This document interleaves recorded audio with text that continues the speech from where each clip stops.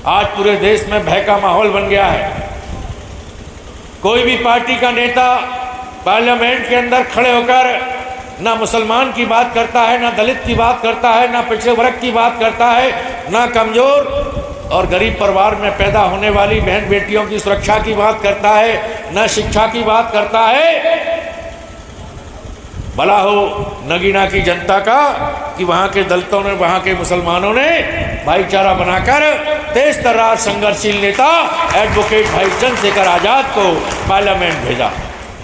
जब भाई चंद्रशेखर आज़ाद पार्लियामेंट गए तो 20 दिन की पार्लियामेंट चली। प्रत्येक दिन उन्होंने अपनी आवाज़ को बुलंद करने का काम किया और कहा कि सरकार में बैठे हुए लोगों, आपको हर हालत में मुस्लिम समाज के लोगों को इंसाफ देना पड़ेगा, दलित समाज के लोगों को इंसाफ देना पड़ेगा। भारत के संविधान में जो मुसलमान भाइयों को, दलित भाइयों को, अन्य पिछड़े वर्ग के भाइयों को हक और अधिकार मिले हैं, ये आपको देने पड़ेंगे। अगर आप नहीं देंगे तो आज़ाद समाज पार्टी इस देश के अंदर बन के तैयार हो रही है। आज़ाद समाज पार्टी के माध्यम से इस देश की जनता आज़ाद समाज पार्टी में शामिल होकर अपने विधायक चुनेगी, अपने सांसद चुनेगी और इस देश की हुकूमत को अपने हाथ में लेकर संविधान में मिले अधिकारों को लागू करेगी। फिर इस देश के अंदर मुसलमान के चेहरे पर खुशियां होंगी, दलितों के चेहरे पर खुशियां होंगी, अन्य पिछड़े वर्ग के लोगों के चेहरे पर खुशियां होंगी। और ये थानेदार और तहसीलदार जब आज़ाद समाज पार्टी का कार्यकर्ता थाने में जाएगा तो खड़े होकर सलाम करेगा, आइए नेताजी बैठिए, क्या काम है। साथियों, एक अकेला नेता एडवोकेट भाई चंद्रशेखर पूरे देश के अंदर इन कांग्रेस के लोगों से, इन भाजपा के लोगों से, इन सपा के लोगों से, इन लोकदल के लोगों से, इन कम्युनिस्ट पार्टी के लोगों से और तमाम विरोधी लोगों से लड़ने का काम कर रहे हैं। इस लड़ाई में विरोधी लोगों ने उनके ऊपर हमले किए, समय समय पर तमाम केस लागू किए, उनको 4 बार जेल की सलाखों में डाला, उनके ऊपर तमाम लाठियां बाजी, उनको पिछले साल गोली मारने का काम किया। आपकी दुआओं ने, कुदरत के आशीर्वाद ने उनको बचा दिया और बचने के बाद वे डरे नहीं, आज भी संघर्ष कर रहे हैं। पहले लोग लड़ाइयाँ लड़ के राजा बनते थे। बाबा साहब डॉक्टर भीमराव अंबेडकर जी ने लड़ाइयाँ लड़ने की जरूरत नहीं, केवल आपको अपना वोट वोटिंग मशीन में बटन दबाकर देने की व्यवस्था कराई। आप अपने वोट के माध्यम से अपना प्रधान चुन सकते हैं, आप अपने वोट के माध्यम से अपना विधायक चुन सकते हैं, आप अपने वोट के माध्यम से अपना सांसद चुन सकते हैं और ये चुने हुए लोग मुख्यमंत्री बनते हैं, प्रधानमंत्री बनते हैं, इस देश की व्यवस्था को संभालते हैं। विडंबना इस बात की है कि जो लोग पहले राजा हुआ करते थे उन्हीं लोगों ने कांग्रेस पार्टी बना ली और वही कांग्रेस में जाकर एमएलए एमपी बने, मंत्री मुख्यमंत्री बने, राज्यपाल बने और वही लोग प्रधानमंत्री बन गए। लंबे समय तक कांग्रेस के लोग हम लोगों के ऊपर हुकूमत करते रहे। जब भी चुनाव हुआ कांग्रेस के लोगों ने कहा हमारी सरकार बनेगी तो हम गरीब के बच्चों को मुफ्त में शिक्षा देंगे, पढ़े लिखे बच्चों को नौकरियां देंगे, आपको इंसाफ देंगे। कहीं भी आपके साथ दुख तकलीफ परेशानी आएगी तो कांग्रेस पार्टी का एक एक विधायक आपके साथ कंधा से कंधा मिलाकर खड़ा होगा और आपको सुविधाएं मुहैया कराने का काम करेगा। लंबे समय तक कांग्रेस ने गरीबों के वोटों से अपनी सरकारें बनाई। कांग्रेस से निकले हुए लोगों ने सन 77 में जनता पार्टी बनाई। जनता पार्टी ने भी कहा कि हम गरीबों का भला करेंगे, गरीबों की सुनवाई करेंगे, गरीबों को न्याय देंगे। 3.5 साल तक जनता पार्टी का भी शासन रहा। उसके बाद इन्हीं लोगों ने जनता दल बनाया, बीपी सिंह प्रधानमंत्री बने। 4-5 साल जनता दल की सरकारें भी रहीं। प्रदेश और देश के अंदर उन्होंने भी कहा ऊपर आसमान नीचे पासवान, राजा नहीं फकीर है, भारत की तकदीर है। इस प्रकार के नारे लगाकर गरीबों को गुमराह करके जनता दल ने भी सरकार बनाई। और जब ये पार्टियां बदनाम हो गई, कांग्रेस बदनाम हो गई, जनता पार्टी बदनाम हो गई, जनता दल बदनाम हो गया, इन्हीं लोगों ने मिलजुल कर भारतीय जनता पार्टी बनाई। भारतीय जनता पार्टी भी अब 16 साल तक प्रधानमंत्री की कुर्सी पर बैठकर शासन कर रही है। पहले अटल जी 6 साल तक रहे, अब 11वें साल मोदी जी को चल रही है। इन्होंने भी वायदा किया हमारी सरकार बनेगी तो हम भ्रष्टाचार खत्म करेंगे, हम 15-15 लाख रुपए गरीब परिवारों में देंगे, हम गरीब के बच्चों को 2 करोड़ नौकरियां देंगे, हम इस देश के अंदर 100 एम्स जैसे अस्पताल खुलवाएंगे, बुलेट ट्रेन चलवाएंगे, थाने चौकी से न्याय दिलवाएंगे, कहीं किसी के साथ जाति और धर्म के आधार पर नाइंसाफी नहीं करेंगे, हमारे देश के अंदर अच्छा माहौल रहेगा। तमाम बातें करने के बाद भाजपा के लोगों ने अपना प्रचार प्रसार इतना तेज किया कि टीवी खोलो तो मोदी की फोटो, अखबार देखो तो मोदी की फोटो। पूरे देश के लोगों ने मोदी जी में विश्वास करके इनको भी 11 साल हुकूमत करते हुए हो गए। आज पूरे देश के अंदर कहीं दलित माँ बहन बेटियों के साथ बेइज्जती हो रही है, कहीं मुस्लिम समाज की तमाम परेशानियां दिखाई देती हैं, किसी के घर पर बुलडोजर चलाया जा रहा है, कहीं मस्जिदें ढाई जा रही हैं, कहीं मुस्लिम समाज के नौजवानों को एनकाउंटर करके उन्हें मारा जा रहा है। दलितों के साथ, आदिवासियों के साथ, मुस्लिम भाइयों के साथ, अन्य पिछड़े वर्ग के लोगों के साथ बारी बारी से ये भाजपा के लोग नाइंसाफी कर रहे हैं। आज पूरे देश में भय का माहौल बन गया है। कोई भी पार्टी का नेता पार्लियामेंट के अंदर खड़े होकर ना मुसलमान की बात करता है, ना दलित की बात करता है, ना पिछड़े वर्ग की बात करता है, ना कमजोर और गरीब परिवार में पैदा होने वाली बहन बेटियों की सुरक्षा की बात करता है, न शिक्षा की बात करता है।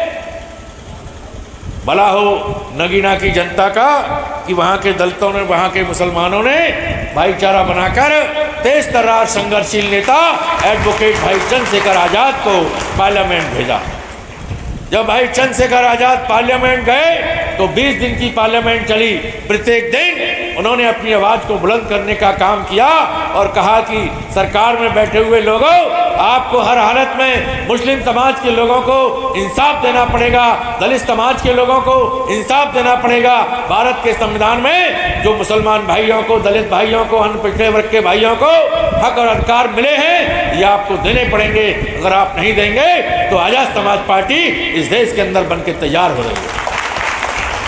आजाद समाज पार्टी के माध्यम से इस देश की जनता आजाद समाज पार्टी में शामिल होकर अपने विधायक चुनेगी, अपने सांसद चुनेगी और इस देश की हुकूमत को अपने हाथ में लेकर संविधान में मिले अधिकारों को लागू करेगी। फिर इस देश के अंदर मुसलमान के चेहरे पर खुशियां होंगी, दलितों के चेहरे पर खुशियां होंगी, अन्य पिछड़े वर्ग के लोगों के चेहरे पर खुशियां होंगी। और ये थानेदार और तहसीलदार जब आजाद समाज पार्टी का कार्यकर्ता थाने में जाएगा तो खड़े होकर सलाम करेगा, आइए नेताजी बैठिए, क्या काम है। साथियों, एक अकेला नेता एडवोकेट भाई चंद्रशेखर पूरे देश के अंदर इन कांग्रेस के लोगों से, इन भाजपा के लोगों से, इन सपा के लोगों से, इन लोकदल के लोगों से, इन कम्युनिस्ट पार्टी के लोगों से और तमाम विरोधी लोगों से लड़ने का काम कर रहे हैं। इस लड़ाई में विरोधी लोगों ने उनके ऊपर हमले किए, समय समय पर तमाम केस लागू किए, उनको 4 बार जेल की सलाखों में डाला, उनके ऊपर तमाम लाठियां बाजी, उनको पिछले साल गोली मारने का काम किया। आपकी दुआओं ने, कुदरत के आशीर्वाद ने उनको बचा दिया और बचने के बाद वे डरे नहीं, आज भी संघर्ष कर रहे हैं। आज भी वे हमारे लिए, आपके लिए संघर्ष कर रहे हैं। हरियाणा का चुनाव, जम्मू कश्मीर का चुनाव, आप लोग वीडियो देख रहे होंगे, चंद्रशेखर भाई लगातार संघर्ष कर रहे हैं।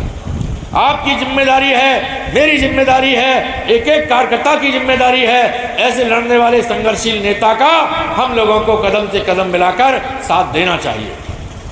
हम लोग ऐसे नेता के हाथों को मजबूत करें, उनकी ताकत बने, जिससे उनका हौसला बुलंद हो और इन बीजेपी के लोगों से वो हम लोगों के खिलाफ जो अत्याचार कर रहे हैं, अन्याय कर रहे हैं, नाइंसाफी कर रहे हैं, हमारी तमाम तकलीफ़ों को बढ़ाने का काम कर रहे हैं, ऐसे लोगों को लड़ने का काम भाई चंद्रशेखर जी कर सकें। मेरी आपसे अपील है कि भीम आर्मी संगठन, आजाद समाज पार्टी, आप लोग जितनी जल्दी हो सके जुड़ने का काम करें।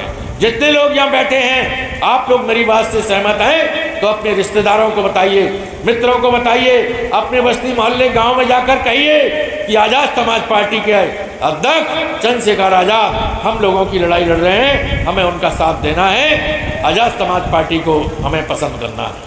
साथियों, बहुत ज़्यादा ना कहते हुए आज आलिम भाई ने ये कार्यक्रम रखा है, हमारे जिलाध्यक्ष जी के माध्यम से इन्होंने इनसे संपर्क किया, हमारी टीम ने इनसे संपर्क किया और एक बड़ी संख्या में यह हमारे बुजुर्ग और नौजवान साथी बैठे हैं। मैं आप सबका हृदय से सम्मान करता हूं। जिन लोगों ने यह सदस्यता ग्रहण की उनका भी सम्मान करता हूं और आपसे अपील करता हूं, आज के बाद अब आप लोग अपने आप को भाई चंद्रशेखर का कार्यकर्ता बनकर दिन रात मेहनत कीजिए, गांव-गांव जाइए, मोहल्ले मोहल्ले जाइए, गली गली जाइए और आज़ाद समाज पार्टी की चर्चा कीजिए। आज़ाद समाज पार्टी से लोगों को जोड़िए। जिनकी आबादी 15% है, जो मनुवादी लोग हैं, जो मुस्लिम को दलित को लड़ाने का काम करते हैं, जो जाति और धर्म के आधार पर हमको मारने पीटने का काम करते हैं, उनकी आबादी कम है लेकिन वो राजा बने हैं। जबकि वोट से राजा बनते हैं, वोट से एमएलए बनते हैं, वोट से सांसद बनते हैं। हम लोगों की आबादी बहुत है। हमारे तमाम गांव मुस्लिम बाहुल्य हैं, तमाम गांव दलित बाहुल्य हैं, तमाम गांव पिछड़े वर्ग के हैं। हम 100 में से 85% हैं। 85% लोगों की सरकार बननी चाहिए, लेकिन 85% लोग राजनीति को अलग समझते हैं। ये राजनीति तो बड़े लोगों का काम है। अपनी दुकान पर बैठेंगे, बाग बगीचे में काम करेंगे, खेत पर काम करेंगे, घर पर बैठे रहेंगे, लेकिन राजनीतिक चर्चा नहीं करते हैं, राजनीतिक पार्टी नहीं बनाते हैं, राजनीति में अपने लोगों को एमपी एमएलए नहीं बनाते हैं। यही वजह है कि आप ज़्यादा होते हुए भी वो कम लोगों के पीछे लग जाते हैं। कम लोग शासक इसलिए बनते हैं कि वह सुबह से शाम तक यही सोचते रहते हैं कि भाजपा का मुख्यमंत्री कैसे बने, भाजपा का प्रधानमंत्री कैसे बने, भाजपा से लोगों को कैसे जोड़ा जाए। उनका काम हर समय यही चलता है और हम लोग राजनीति को समझते नहीं। हम समझते हैं ये बड़े लोगों का काम है। इसलिए मैं आपसे कह रहा हूँ कि आप लोग राजनीति को समझो, राजनीति के महत्व को समझो। कहीं भी उठो बैठो जाओ, चाहे दुख में जाओ चाहे सुख में जाओ, राजनीतिक चर्चा करो कि भाई भाजपा ने हमारा भला नहीं किया, कांग्रेस ने हमारा भला नहीं किया, समाजवादी पार्टी के मुखिया हमारे ऊपर होने वाले जुल्म के खिलाफ बोलते नहीं हैं। एक नौजवान नेता चंद्रशेखर आज़ाद हमारे लिए संघर्ष कर रहे हैं, तो हम लोग भीम आर्मी और आज़ाद समाज पार्टी से जुड़ेंगे। आप लोगों को चर्चा करनी चाहिए, आप लोगों को आज़ाद समाज पार्टी से जुड़ना चाहिए, आज़ाद समाज पार्टी के सदस्य बनने चाहिए। इन्हीं सब बातों के साथ, चूँकि हमारा दूसरा कार्यक्रम अभी कुंदरकी में है, आपकी जानकारी में है कि 1 महीने के बाद उत्तर प्रदेश में 10 विधानसभा के उपचुनाव हो रहे हैं। इन उपचुनाव में आज़ाद समाज पार्टी 10 की 10 सीटों पर लड़ रही है। तो आप भी चाहते हैं, मैं भी चाहता हूं कि हमारे लोग बड़ी तादाद में वोट लेकर आएँ और जीत कर आएँ। तो वहाँ मेहनत की ज़रूरत है। आज हमने वहाँ मीटिंग लगा रखी है, 2 बजे का टाइम है। यहाँ से वहाँ पहुँचने में 1.5 घंटा लगेगा। इसलिए मैं आप सब लोगों का स्वागत करते हुए, सम्मान करते हुए अपनी बात को यहीं